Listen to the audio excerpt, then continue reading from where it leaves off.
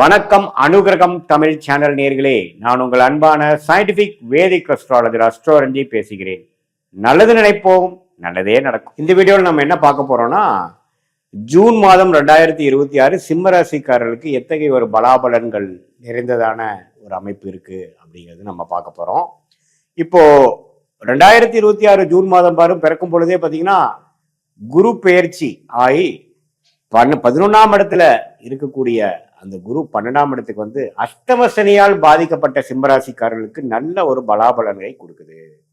இதுவரை 8ஆம் இடத்துல சனி இருந்து எந்த ஒரு சுப பார்வை இல்லாமல் அஷ்டம சனியை கொடுத்து கொண்டிருந்த அந்த சனி குருவின் பார்வை பெறுகிறார் ஜூன் 2ஆம் தேதியிலிருந்து. அது வந்து ஒரு நல்ல சப்போர்ட்டாகவும், இதுவரை கொஞ்சம் மனம் சஞ்சலம் பட்டு கொண்டிருக்கக்கூடிய சிம்மராசிக்காரர்கள் இளம் வயதிலாக இருந்தாலும் சரி, முதியோர்களா இருந்தாலும் சரி, நடுத்தர வயதினா இருந்தாலும் அவங்கவுங்க வாழ்க்கைக்கு ஏற்ற மாதிரி சில பிரச்சனைகள் போய்கொண்டிருக்கிறது.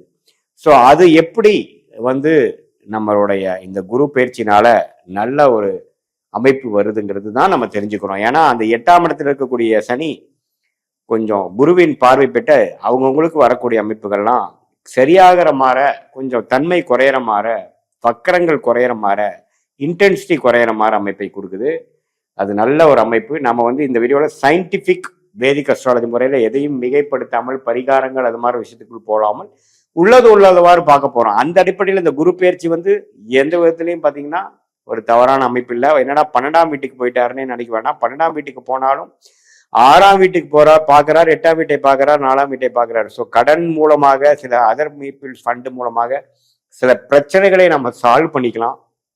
கழுத்துல கத்தி மாதிரி இருக்கக்கூடிய சில பிரச்சனைகள்லாம் சால்வ் பண்ணக்கூடிய அமைப்புகள் இருக்கு. வம்பு வழக்குகள் கொஞ்சம் குறையும், மன சஞ்சலங்கள் கொஞ்சம் கட்டுப்பாட்டுக்குள்ள வரும். அதே சமயத்துல ராஜயோகாதிபதி ஆகிய செவ்வாய் 9ஆம் இடத்திலிருந்து 10ஆம் இடத்துக்கு மாதத்தின் லாஸ்ட் ஸ்டேஜ், அதாவது 2வது 3வது வாரத்துக்கு மேல செவ்வாய் 10க்கு போறார், சுக்கிரன் 11ஆம் இடத்துல இருக்கிறார், புதன் 11ல லாபஸ்தானத்தில் இருக்கிறதெல்லாம் பாத்தீங்கன்னா ஒரு நல்ல ஒரு அஸ்தம சனியினால் பாதிக்கப்பட்டு இருக்கக்கூடிய சிம்மராசிக்காரர்களாக இருந்தாலும் ஒரு நல்ல ஒரு மாற்றம், ஒரு திடீர்னு சில விஷயங்கள் நமக்கு சிலது நடந்து விட்டது, பழைய பிரச்சனைகள் இப்படி வெடிச்சுடுமோன்னு நினைக்கிற விஷயத்தை கொஞ்சம் சரியாக போய் நம்ம நினைக்கிற அளவுக்கு மோசமாக தவறாக போகாமல் ஓரளவுக்கு தன்மையாக நடந்து விட்டதுங்கிற மாதிரி ஒரு நல்ல மாற்றங்களை கொடுக்கக்கூடிய ஒரு அற்புதமான ஒரு குரு பயிற்சியாக, செவ்வாய் பயிற்சியாக, சுக்கிர அமைப்பாக கண்டிப்பாக சிம்மராசிக்காரர்களுக்கு ஜூன் 2026 இருக்குங்க.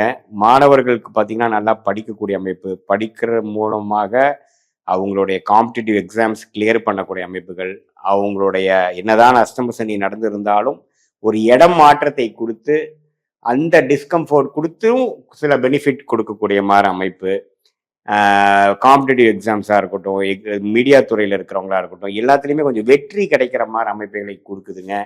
அதே சமயத்தில் இடம் மாற்றங்கள், டிராவலிங்கு, இம்போர்ட் எக்ஸ்போர்ட் அது மாதிரி துறையில் இருக்கிறவங்களுக்குலாம் நிறையா ஒரு டர்ன் ஓவர் நடக்கக்கூடிய அமைப்புகள், கஷ்டமாக நிறைய பண்ணிட்டேன் நான் அப்படிங்கிற மாதிரி ஒரு பாசிட்டிவான சில எஃபெக்ட்ஸ் கொடுக்குது. கடன் எதிர்பார்த்துட்டு இருக்கிறவங்க கொஞ்சம் ஒரு வரவேண்டிய பணம் பேங்க்ல ஒரு ஓடி அது மாதிரி எதிர்பார்க்குறவங்களுக்குலாம் டக்குன்னு கிடைச்சி சில பிரச்சனைகள் சால்வ் பண்ணிட்டு ஃபியூச்சரில் வந்து நான் அதை அடைச்சிருவேன் அப்படிங்கிற அளவுக்கு பாசிட்டிவான சில அமைப்புகள் எல்லாமே வந்து இந்த அஷ்டம சனி தாக்கத்தில் பாதிக்கப்பட்டு கொண்டு இருக்கக்கூடிய வயது வித்தியாசம் இல்லாமல் எல்லாத்துக்குமே அவங்களுடைய வாழ்க்கை சம்பவங்களுக்கு தகுந்த மாதிரி சில பிரச்சனைகளை கொடுத்து கொண்டு இருக்கக்கூடிய சிம்மராசிக்காரர்களுக்கு நல்ல ஒரு அமைப்பாக குரு 12ல வந்து அந்த 8ஆம் வீட்டில் இருக்கக்கூடிய சனியை பார்த்து மறைமுகமாக சில பெனிஃபிட்ஸ் நமக்கு கிடைக்கக்கூடிய அமைப்பு வந்து சிம்மராசிக்காரர்களுக்கு கண்டிப்பாக உண்டு அப்படிங்கிறத நம்ம தெரிந்து கொள்ள வேண்டும். மற்ற கிரகத்தின் சஞ்சாரமும் நமக்கு நல்ல சப்போர்ட்டாக தான் இருக்கு. இது பொதுவான பலனை தவிர உங்களுடைய ஜென்ம ஜாதகத்துல நீங்க பிறந்த தேதி, பிறந்த நேரம், பிறந்த ஊரை வைத்து வரக்கூடிய திருக்கணித பஞ்சாங்கம் போட்டு நீங்க எந்த லக்னத்துல பிறந்தீங்க, நீங்க சிம்மராசியில பூர நட்சத்திரமா, மக நட்சத்திரமா, உத்திர நட்சத்திரமா, எந்த நட்சத்திரத்துல நீங்க பிறந்திருக்கீங்கிறதெல்லாம் பார்த்து அந்த தசநாதன் புக்திநாதன் அந்த லக்னத்துக்கு எத்தகைய ஆதிபத்தியத்தை கொடுக்கக்கூடியவர், அவர் ஜாதகத்துல எப்படி திக்பலம் திருக்பலம் ஸ்தான பலத்தோட இருக்கிறாருங்கிறதெல்லாம் நம்ம பார்த்து ஒருங்கிணைத்து இப்ப சொல்லக்கூடிய அந்த கோச்சார் அமைப்பையும் சேர்த்து வைத்து நம்ம பார்க்கும் பொழுது நெக்ஸ்ட் வரக்கூடிய ஷார்ட் டேர்ம் எப்படி இருக்கு, அடுத்து வரக்கூடிய லாங் டேர்ம் எப்படி இருக்குங்கிறதெல்லாம் சேர்த்து வைத்து பார்க்கும் பொழுது அருமையான பலன்கள் நம்மளால எடுக்க முடியும்.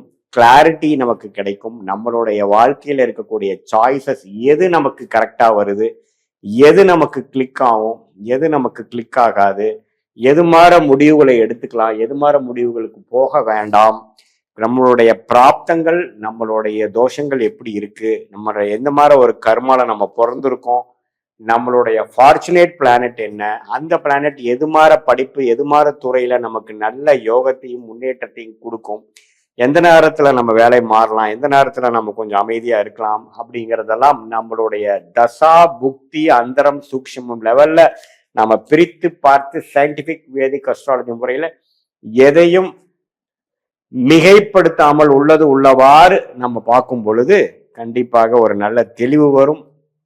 அது மூலமாக வாழ்க்கையை நீங்க திட்டமிட்டு எதிர்நீச்சல் போடாமல் தேவையற்ற சமய விரயங்கள் பொருள் விரயங்கள் பண்ணாமல் நம்மளுடைய பிராப்தத்துக்கு நிகரான செயல் திட்டங்களை செய்து அதுக்கு தகுந்த மாதிரி நேரங்க சமயங்கள்ல நம்ம செய்யும் பொழுது நல்லாவே வாழ்க்கையில நம்மளுடைய சாய்ஸஸ் என்ன, நம்ம எது மாதிரி விஷயங்கள் நம்ம ட்ரை பண்றோம், அந்த விஷயங்கள் நமக்கு நல்லபடியாக கருமால காத்து கொண்டிருக்கிறதா, நமக்கு அது நல்ல விஷயமாக முடிகிற மாதிரி அமைப்பு இருக்கா, எந்த நேரத்தில் நம்ம செய்யலாம், எது நமக்கு உகந்ததுங்கிறதுல நம்ம பார்க்கும் பொழுது நம்மளுடைய பாஸ்ட் லைஃப் எப்படி போனதையும் நம்ம ஒரு சிங்க்கு எடுத்து அது பிரகாரம் ப்ரெசன்ட்ல இப்போ எந்த மாதிரி சர்க்கம்ஸ்டன்ஸ்ல இருக்குங்கிறதையும் எடுத்து ஃபியூச்சர்ல எந்த மாதிரி விஷயங்கள் நம்ம காட்டிருக்குது, எதை நம்ம குழப்பிக்க வேண்டாம், எது எப்போ நடக்கும் அப்படிங்கிறது தெரிஞ்சுக்கிட்டோம்னா எப்படி நம்ம ஒரு இடத்துக்கு போகும்பொழுது நம்மளோட கூகுள் மேப்ல பார்த்து நம்மளுடைய லொக்கேஷன் என்ன, நம்மளோட ரூட் என்ன, எவ்வளோ கிலோமீட்டர்ஸ் இருக்கு, டிராஃபிக் எப்படி இருக்குதுங்கிற மாதிரி எல்லா டீட்டெயில்ஸும் பார்த்து போகும்பொழுது நம்ம ஒன்றுமே கிளாரிட்டியோட ஒரு மென்டல் ப்ரிப்பரேஷனோட போய் டெஸ்டினேஷன் அச்சீவ் பண்ணுறோமோ ரீச் பண்ணுறோமோ அதே மாதிரி நம்மளுடைய வாழ்க்கை டெஸ்டினேஷன் வாழ்க்கையில் இருக்கக்கூடிய அடுத்த படிநிலைக்கு நம்ம டிரான்ஸ்ஃபர் ஆகும் பொழுது எது மாதிரி வாழ்க்கை சம்பவங்கள் நமக்கு வருகிறது, எது மாதிரி விஷயங்கள் நமக்கு காத்திருக்கிறது, எந்த முடிவுகளை எப்போ எடுக்கலாம். ஏன்னா நம்ம 1000 வருஷம் வாழ போறது இல்லை.